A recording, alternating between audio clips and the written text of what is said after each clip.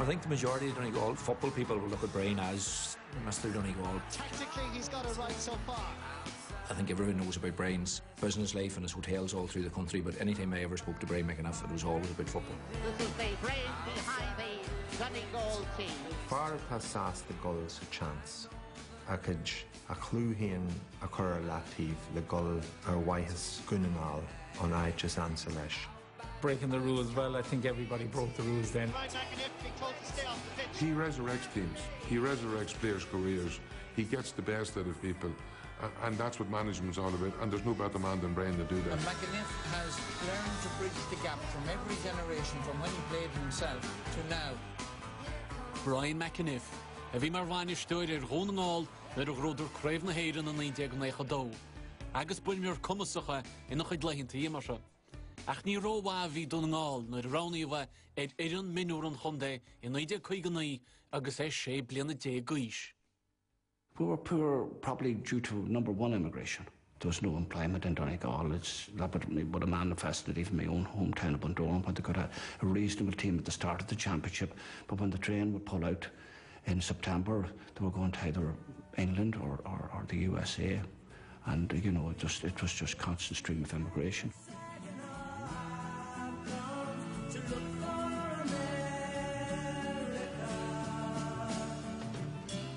Hug Brian faoin Torres amach America lai sail imar Golantan CLG le Toronto. Agus Garusha Comortus na Sraha le Nuauruk and Lidiak Shaska Cahed. Ach vi Donegal in the Chrichte agus Dil Brian O'Weilen yet in the Shaskadi. Honig Shadash and Arm, the Ray Orga Club, Maeve Joseph, a Gru Craven Honde, Range Wabalti. My first recognition of Brian McEniff would have been in the mid-60s when my own club, Crossman and Rangers, played St Joseph's Donegal. Donegal and Brian McEniff were winners on the day by the narrowest of margins, but Brian played so well on the day that he stood out.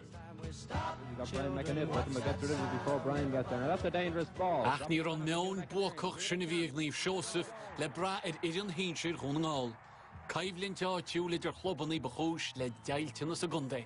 A division in the county, that was very sad at the time, and that manifested itself for many, many years. Donegal players of that era would have had a total lack of belief because we had no success, we had no tradition. It's hard to believe that Donegal never played an Ulster senior final until 1963. Ach vi fichte fru like Brian de Donegal. In Idiak Shachtu hi in agus Ghana ach 8 million agus fi, agus efos gimmert, Capo Marvanistud, gun Hedwede. It was nearly all upstairs, but what our problem was. And I knew what the weaknesses were, was the division within the county, so the first thing I set out was to have trials. And when I picked my squad, I made them mingle with each other and get to know each other. And that was the first time we had broken through that divide that was known the length and breadth of Donegal. Again, and they've got it. That's a great kick by Joe Winston. In Idiak Shachtu do, Wainan in Cliffy Cannish Hoyalamach gun Hedwid on Idiak Shaska Tree, agus Brunu Gradam Rail Tog Ryan. But the excitement was to be seen, to be believed in the county, because there was an expectancy that this was finally going to be the year they were going to make a breakthrough. The Gullistech I Glahamo, which are no score on the type shishin, a Haran Young Via Donegal, on Gologic Foes. We were finding it very hard to catch up on Toronto. They were just keeping that bit further ahead. Seamus Bonner getting it out to Brian McEniff. Brian McEniff kicking it in towards the goal, a good kick. Blocked by and then Seamus Bonner playing midfield kicked a high ball, and the Carrickmore goalkeeper Hart spilled the ball into the net. 50 yards out of the Tyrone post. A good kick in. It's going to come in towards Hart, and it's gone into the goal. It's gone into the goal.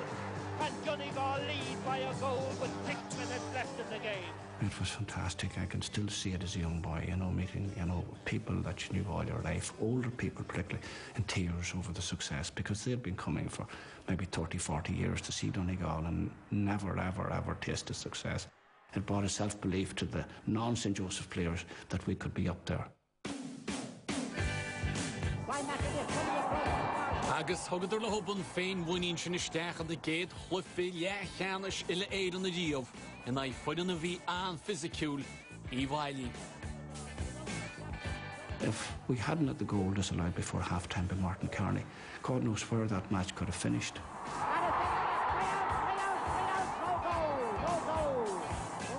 think people in Donegal, even though that lost, got a great amount of satisfaction that the team had really performed on the day, because we took the game to Offaly from the very outset, you know.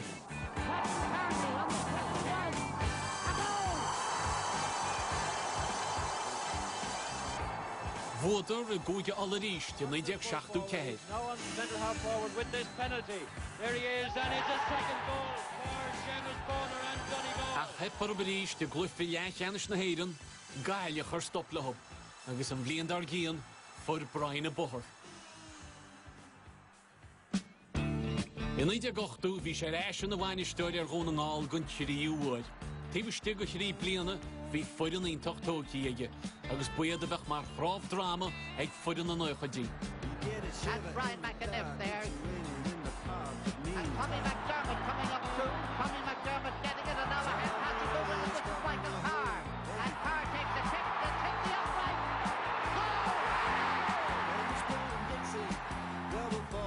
Ach het eerst, wie het Gaelic vrisch kreeg in de gunloch, ik gluffe, ja, janis na heden.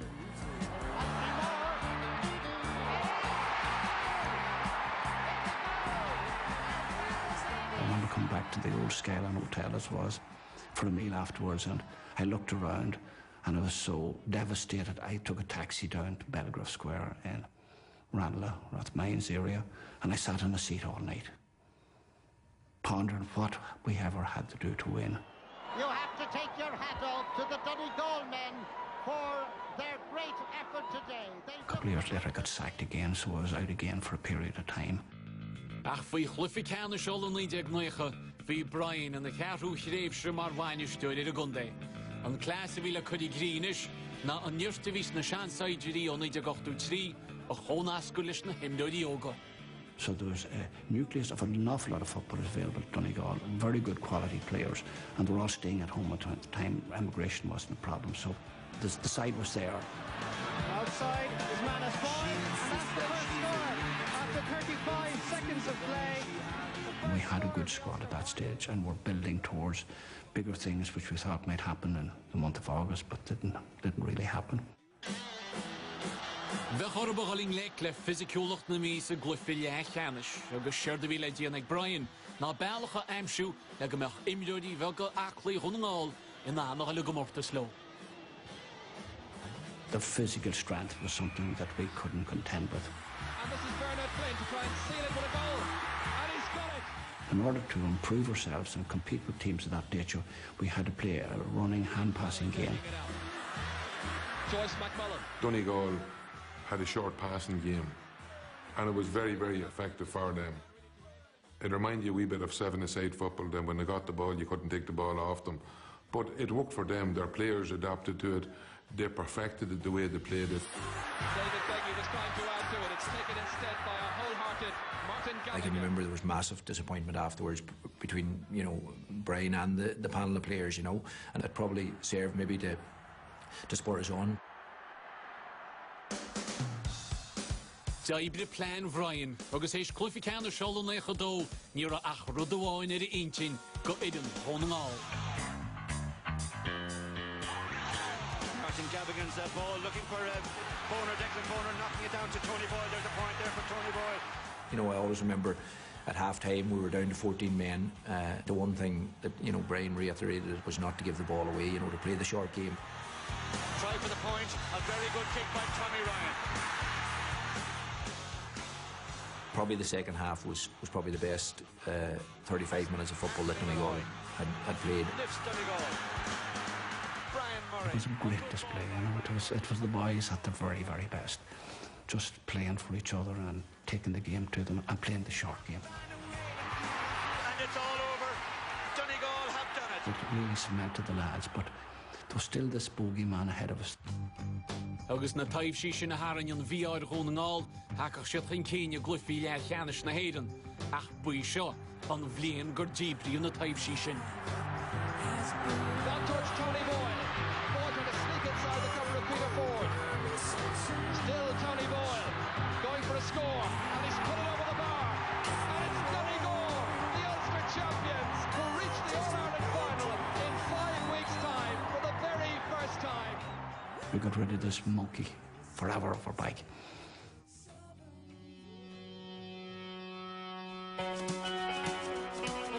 Speaking of Brian, a rolling lecklish and hyper father one le black clear, have we mar round the cutty and tuchte, gone hluffy-canish. Two sides, Brian McEniff sin mar one task da Erin, Marnie Arangeda, she's Nero Brewer be or who. Nero Camry or be in Iona a Jimmery, Nero Touristguri or be or Lurig scale to Uhu, mar by ye, Bayaklia and scale of a woe. I asked the players not to read the papers. I says, put all the papers aside now for a period of time. So we kept them wrapped up. We made no noise. We kept it very low-key. It took the pressure off the players, you know, the preparation beforehand and the organisation. It just, you know, all we had to do was turn up and perform, you know, and that helped. This was the big city and we were only clodhoppers from the country, you know, that we had a point to prove.